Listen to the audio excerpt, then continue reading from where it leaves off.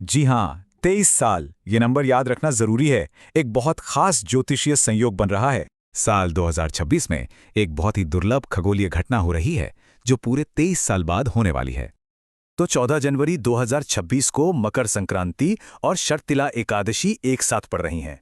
बहुत बड़ा संयोग है ये। शततिला एकादशी का दिन भगवान विष्णु की पूजा के लिए होता है।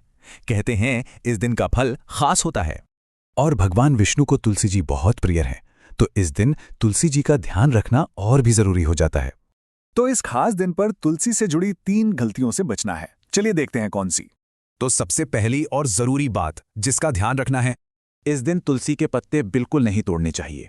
ऐसा मानते हैं कि वो खुद भगवान विष्णु के लिए व्रत रखती हैं। तो अगर पूजा के लिए पत्ते चाहिए तो एक दिन पहले ही उन्हें प्रणाम करके तोड़ लें। चलिए अब दूसरे नियम पर आते हैं। ये भी बहुत जरूरी है। दूसरा नियम, एकादशी के दिन तुलसी जी को जल नहीं चढ़ाना चाहिए। इसके पीछे की वजह है कि वो निर्जला व्रत रखती हैं। जल चढ़ाने से उनका व्रत टूट सकता है। और अब तीसरा और आखिरी नियम, ये हमारी अपनी शुद्धता से जुड़ा है। तुलसी जी को बिना नहाए या गंदे हाथों से बिल्कुल न छुएं।